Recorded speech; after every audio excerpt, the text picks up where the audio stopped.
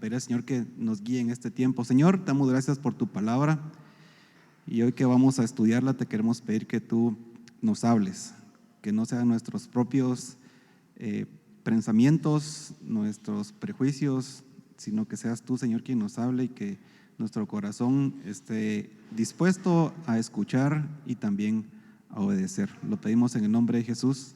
Amén. Muy bien, yo soy un poco práctico y pues Howard mencionaba hace un momento que hay un evento que está pasando en este momento y que tuviéramos cuidado, ¿no? Cómo compartimos, cómo hablamos de esto en las redes sociales y todo eso. Yo voy a ser más directo, ¿sí? Hoy está justamente el Mundial en su último partido y nosotros estamos aquí. Ahora, una pregunta práctica también. ¿Por qué estamos aquí? ¿Qué es lo que nos motiva a venir aquí? ¿Sí? Podríamos empezar por algo muy práctico, decir, a mí no me gusta el fútbol, entonces para que me quede en mi casa, mejor voy a la iglesia, ¿no? Alguien podría decir algo muy espiritual, ¿no? Es que mi papá me enseñó que los domingos a tal hora tenemos que estar en la iglesia y entonces por tradición podría ser que nosotros decidamos estar hoy aquí. Ahora, lo que yo quiero es que nosotros hoy vamos a hablar de eso, ¿no? Examinemos nuestras motivaciones y pues ahí lo voy a dejar por el momento y vamos a entrar de una vez a estudiar la palabra. Vamos a ir al Salmo 139, a los primeros 4 versículos. Este es un salmo de David, ¿sí? Ahí hasta arriba dice Salmo de David, entonces es un salmo de David. Y él hace esta oración, dice: Señor, tú me examinas, tú me conoces, sabes cuándo me siento y cuándo me levanto. Aún a la distancia me lees el pensamiento, mis trajines y mis descansos los conoces. Todos mis caminos te son familiares, no me llega aún la palabra a la lengua cuando tú, Señor, ya la sabes toda. David, desde que era muy joven, desde que prácticamente era un niño, cuando estaba pues haciendo su trabajo de pastor, estaba consciente que Dios lo conocía muy intensamente, a nivel muy profundo. Aquí en estos versículos leemos que conocía su quehacer diario, lo que hacía todos los días, cuando se levantaba, cuando se acostaba y todo lo que pasaba en medio, Dios lo sabía.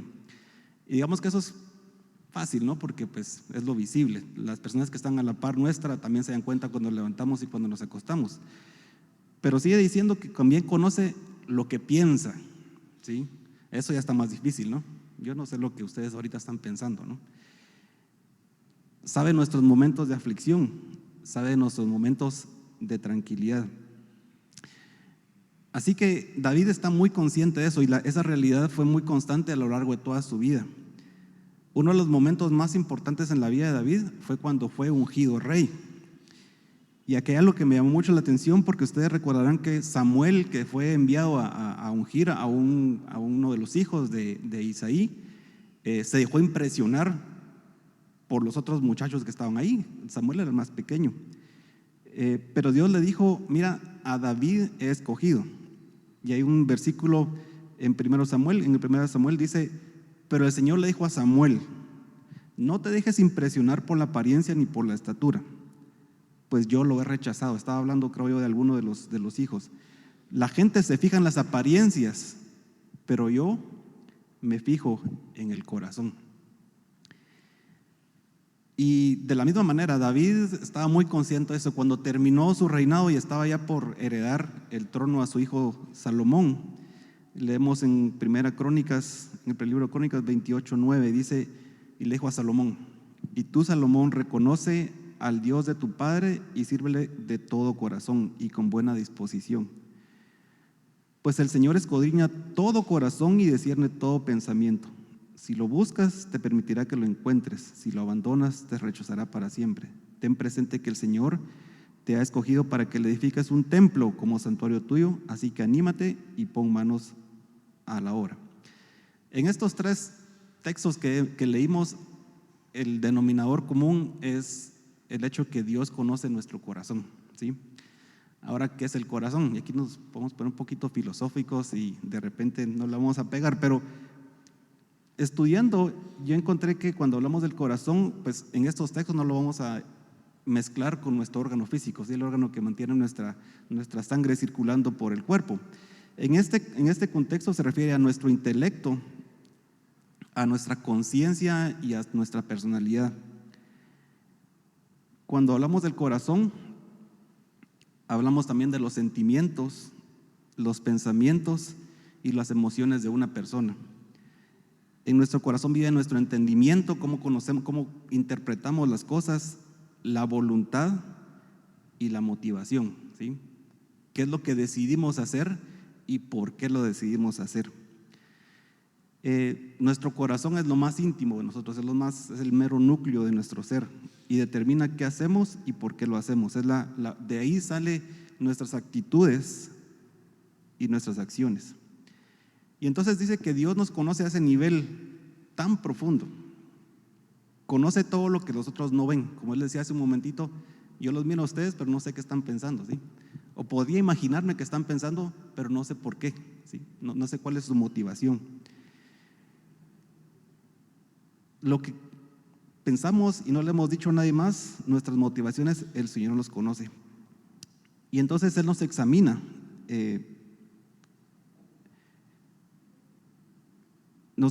Y entonces nuestra pregunta es, ¿qué hacemos? ¿Sí? ¿Cuál debe ser nuestra reacción a esa verdad tan profunda? Hay una cosa por la que yo admiro a David, ¿sí? Y es que él estuvo dispuesto a poner ese corazón en una balanza todo el tiempo. Vamos a leer que él estaba dispuesto a examinar ese corazón y vamos a ver por qué también. Requiere valentía, ¿sí? No es fácil, porque de repente lo que vamos a encontrar ahí no nos va a gustar. Y hay unos textos que le voy a leer a Mateo que son un poco duros, creo yo, producen un efecto así como chocante, diría yo, pero es la realidad. En Mateo, la cita es 15:9. Yo leí una cita incorrecta a Héctor, pero él me corrigió. Dice, estas son unas palabras de Jesús. Luego añadió, lo que sale de la persona es lo que la contamina. Porque de adentro del corazón humano salen los malos pensamientos, la inmoralidad sexual, los robos, los homicidios, los adulterios, la avaricia, la maldad, el engaño, el libertinaje, la envidia, la calumnia, la arrogancia y la necedad. Todos estos males vienen de adentro y contaminan a la persona. Difícil, ¿verdad? Es real, pero también es una realidad difícil. Así que necesitamos una constante evaluación para no caer justamente en el error de los líderes religiosos a quienes Jesús se refería en este momento. Este texto se da en el contexto de que los líderes religiosos le estaban exigiendo a Jesús que sus discípulos cumplieran con una tradición antes de comer, ¿sí? Había una tradición, la ley mandaba que para hacer ciertas actividades en el templo había que cumplir con un ritual de lavado de las manos. Pero los líderes religiosos en ese momento exigían que también ese ritual se cumpliera por todas las personas antes de comer y se había vuelto una tradición. Y entonces estos líderes religiosos se creían moralmente superiores al resto de las personas por lo que ellos hacían, por lo que se miraba, por lo externo. Y entonces decían, por estas cosas que nosotros hacemos somos moralmente superiores a todos los demás. Por eso es que seguimos leyendo ahora en el Salmo 19 y dice, ¿quién está consciente de sus propios errores? Perdóname aquellos de los que no estoy consciente. Libra además a tu siervo de pecar a sabiendas. No permitas que tales pecados me dominen. Así estaré libre de culpa y de multiplicar mis pecados. Corremos el riesgo de, a sabiendas, como dice aquí, apartarnos de lo correcto, pero también nuestro corazón es engañoso y puede guiarnos sin que lo sepamos a hacer lo que está incorrecto. Así que ese es un recordatorio, ¿no? Porque lo sabemos. Necesitamos poner nuestro corazón en una balanza, necesitamos ponerle rayos X. Ahora, no es una tarea fácil, ¿sí? Porque ¿quién tendría que evaluar ese corazón? El mismo corazón, ¿no? Nosotros mismos tendríamos que evaluarlo y está complicado. En Jeremías encontramos un texto que también es bien fuerte. Dice, no hay nada hay tan engañoso como el corazón, no tiene remedio. ¿Quién puede comprenderlo? Y aquí pues seguimos con las noticias difíciles, ¿no? Desalentadoras. Ahora, si nuestro propio corazón no puede evaluarse a sí mismo, ¿quién tiene que hacerlo? Y aquí creo que es la parte que yo quiero pues hacer énfasis. Esa evaluación tiene que venir precisamente de nuestro Padre amoroso, de Dios mismo. Él es esa brújula que nos dice, el norte está aquí, ¿sí? Es la medida que nos dice, bueno, tu estatura está de este tamaño. Es como una sonda. Ahí vamos a leer un versículo más alentito. Una sonda era un aparatito que usaban los marineros para poder ir viendo cómo estaba el fondo del mar. Una forma muy sencilla, rudimentaria, si lo queremos decir, amarrar una piedra o algo pesado a un hilo, ¿no? Y dejarlo ir. Y cuando llegaba al fondo, se sentía, ¿no? Y entonces de esa forma ellos podían ir viendo cómo estaba la profundidad de un mar o de un río. Nuevamente Jeremías dice, yo el Señor sondeo el corazón y examino los pensamientos para darle a cada uno según sus acciones y según el fruto de sus obras. Así que necesitamos volvernos a Dios, preguntarle a Él, meditar en su palabra para poder entender lo que está en nuestro corazón, que de repente es oculto para nosotros. El Salmo 139, el que leímos al principio, termina diciendo, y esto nuevamente es parte de lo que David decía en su oración, examíname, oh Dios, y nuevamente sondea mi corazón. Ponme a prueba y sondea mis pensamientos. Fíjate si voy por mal camino y guíame por el camino eterno. En la Biblia encontramos muchas historias de personajes que tomaron decisiones equivocadas. Seguramente ahorita se nos vienen a la mente como muchos se equivocaron en muchas razones, pero también personas que hicieron lo correcto, entre comillas, ¿no? Pero por las razones equivocadas. David, que escribió ese salmo, también fue traicionado por su propio corazón y sus motivaciones y sus decisiones.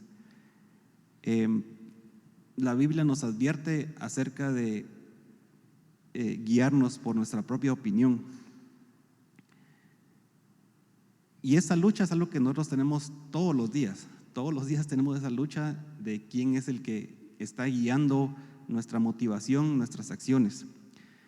Cada pensamiento que tomamos o cada decisión que tomamos corre el riesgo de ser tomada por ese corazón que aún es rebelde, ¿no? que es frágil.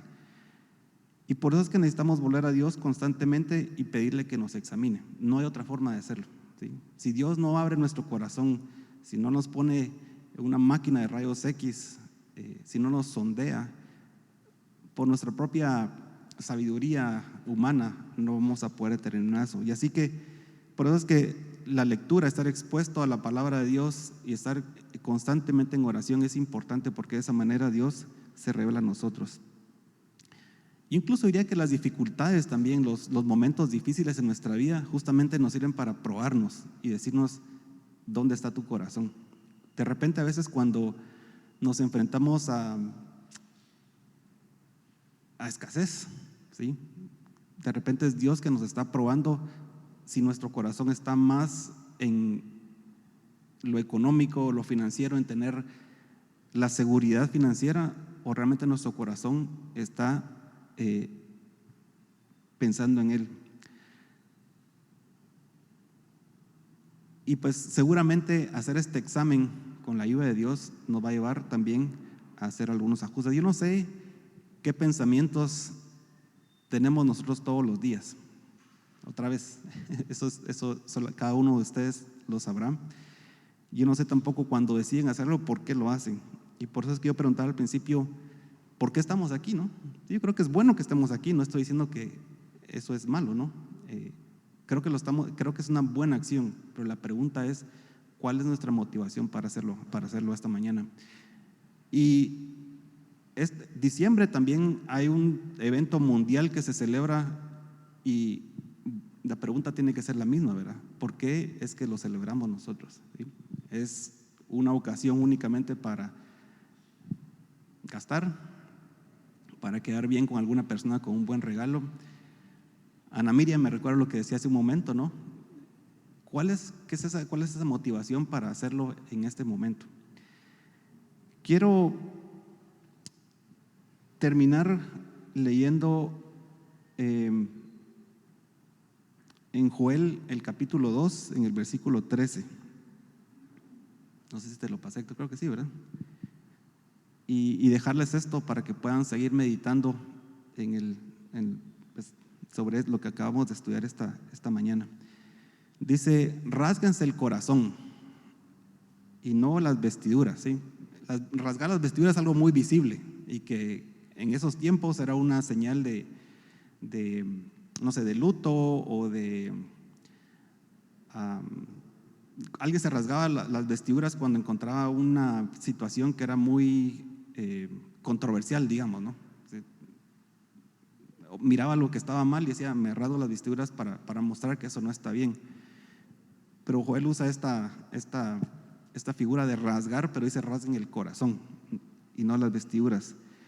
Vuélvanse al Señor, su Dios, porque Él es bondadoso y compasivo, lento para la ira y lleno de amor.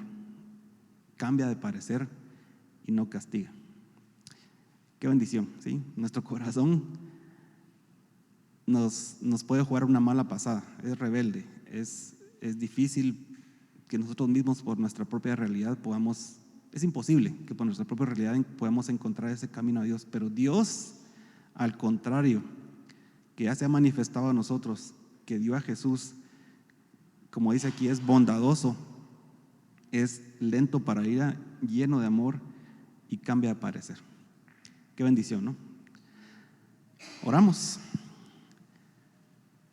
Señor, tú conoces, como hemos visto, todo de nosotros.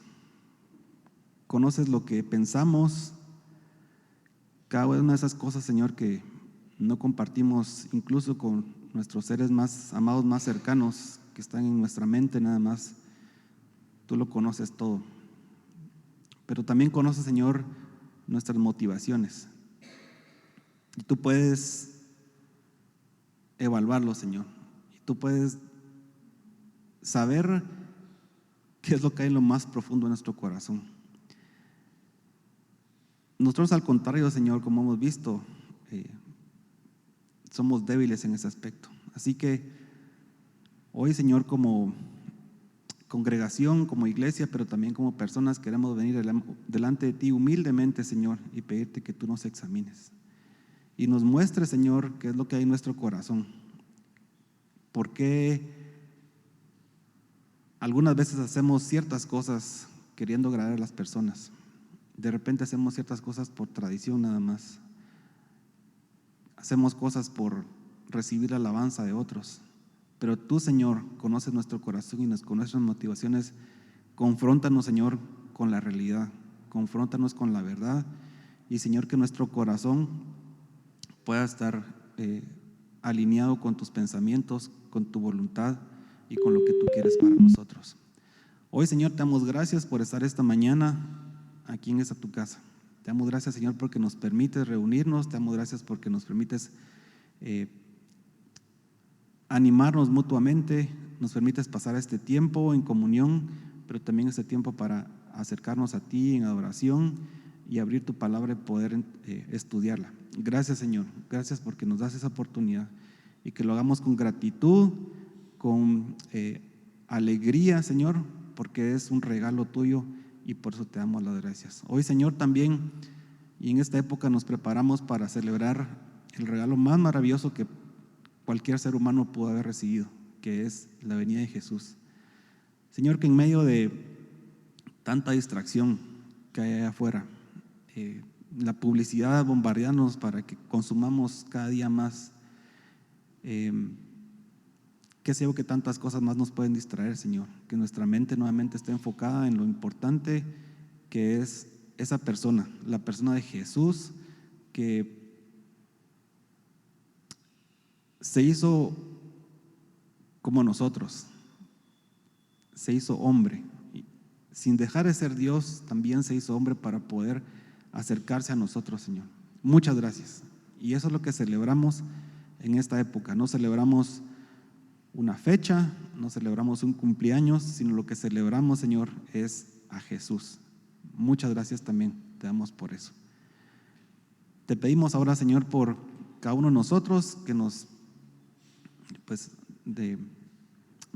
ya nos enfilamos, Señor, a nuestras diferentes actividades de esta tarde. Conoces pues las actividades de cada uno, Señor. Te pedimos que nos bendigas, nos des de tu gracia, Señor, y que no nos dejes, Señor, apartarnos de lo que tú tienes para nosotros. Te lo pedimos, Señor, en el nombre de Jesús. Amén.